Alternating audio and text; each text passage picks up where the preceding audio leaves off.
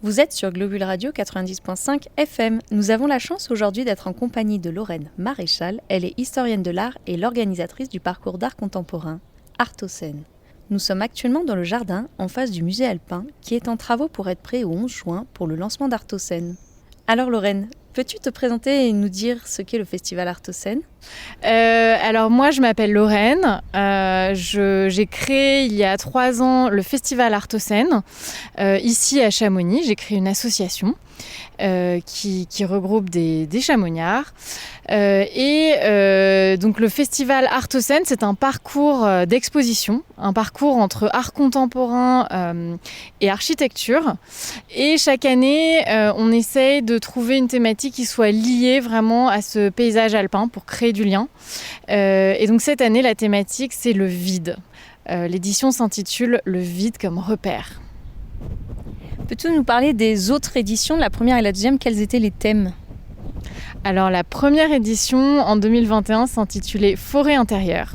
Donc c'était l'idée d'aborder la forêt plus à travers la forêt symbolique, donc en reprenant un peu les mythes et les légendes, et puis voir finalement ce que la forêt pouvait inspirer dans nos imaginaires.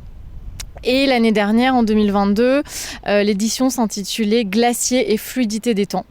Donc une édition très actuelle, puisqu'il s'agissait de regarder un petit peu l'évolution des glaciers et de tisser quand même un parallèle avec notre société qui aujourd'hui est très rapide, où les choses circulent extrêmement vite. Et donc on parlait de double fluidité. Voilà. D'où est née cette idée Artocène, ou de cette exposition, ou de cette association ? Alors moi, avant de m'installer de manière permanente à Chamonix il y a 5 ans, j'ai étudié, j'ai vécu entre Paris et Londres, j'ai aussi travaillé à Genève, et tout ça dans le milieu de l'art. Je suis au départ historienne de l'art et je me suis spécialisée en art contemporain par pure passion, par envie de travailler avec les artistes de notre temps. Et en vivant ici, en étant amoureuse du paysage, mais aussi du patrimoine historique, architectural de la vallée de Chamonix, j'ai eu une envie très forte de pouvoir inviter ces artistes, ces visionnaires, à venir s'inspirer et créer des œuvres en lien avec le territoire. Et c'est ainsi qu'est née l'idée de faire d'abord un événement qui est devenu Artocène. Donc une fois que cette idée est née, comment ça s'est construit en fait par rapport aux artistes ou par rapport à l'organisation et la logistique ? C'est vrai que ça a été un très long processus. D'abord, j'ai discuté avec des artistes et architectes. Je leur ai parlé de l'idée et de voir un petit peu déjà ce qu'ils en pensaient. Et effectivement, j'ai eu plusieurs artistes et architectes qui ont trouvé ça assez génial et qui ont envie de suivre le projet. Et de là, il a fallu créer une structure. Et puis l'évidence, sachant que je voulais faire un projet à but non lucratif, c'était de créer une structure associative. Donc j'ai créé une structure avec plusieurs personnes qui vivent à Chamonix, qui travaillent à Chamonix. Aujourd'hui, le président de la structure, c'est Martin de Victor, qui est PDG du groupe Montblanc Collection, Plan B, Génépi, etc. Et puis en font partie également Emmanuel Delage, architecte d'intérieur, Pierre Poinçin, architecte, Aline Mironneau, designer. Et à partir de là, j'ai aussi trouvé une petite équipe qui m'accompagne sur ce projet. Donc tout ça, ça a évolué énormément en 3 ans. Donc c'est sûr que je ne vais pas vous parler de chaque étape.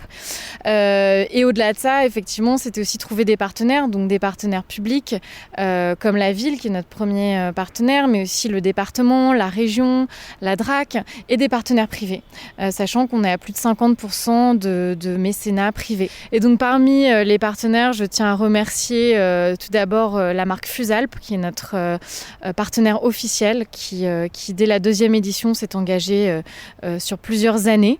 Et au-delà de ça, évidemment, la ville de Chamonix qui nous a beaucoup soutenus dans ce projet, le département Haute-Savoie, la région Auvergne-Rhône-Alpes, l'État, la DRAC Auvergne-Rhône-Alpes.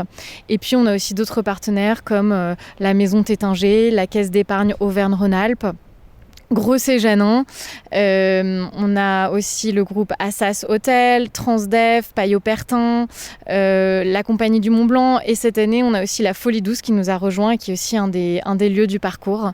Donc voilà, il a fallu trouver un juste milieu entre une structure, des financements et un programme artistique qui tienne la route. Et puis beaucoup de partenaires aussi locaux, des lieux qui accueillent nos expositions, des guides, ou même cette année, on a fait une résidence d'artistes pour la première fois. Et donc, on a fait un partenariat avec le FFCAM, le CAF, pour pouvoir héberger des artistes ici et leur faire découvrir vraiment la vallée. Comment choisis-tu les thèmes pour les éditions du Festival Artocène ? Pour cette année, le thème est le vide comme repère. Alors pourquoi ce thème ? Ce thème en particulier, il a été inspiré, je crois que c'était début 2022, par une conférence organisée par la Petite Université de Chamonix. C'était une conférence qui accueillait Étienne Klein, physicien et philosophe qui a beaucoup travaillé sur la thématique du vide, et j'ai absolument adoré cette conférence autour de son essai sur le vide, et il m'a semblé évident qu'on devait avoir une édition sur le sujet, qui est un sujet à la fois philosophique mais à la fois très réel sur ce territoire, très concret dans la vallée, qui est quand même un lieu où on vit le vide sous tous ses aspects. Peux-tu nous dire en quelques mots, Lorraine, ce qu'il y aura pour cette 2e édition au Festival Artocène ? Alors Artocène cette année, donc ça va être ouvert du 11 juin au 23 juillet. Avec l'inauguration le 10 juin, ouvert à tous. Et donc, il y aura un parcours de 8 expositions, avec, de manière inédite, le musée alpin comme lieu principal d'exposition. On a la chance de faire un partenariat avec le musée alpin, qui est actuellement vide, et qu'on a pu transformer pour l'occasion, avant que les travaux de rénovation ne commencent.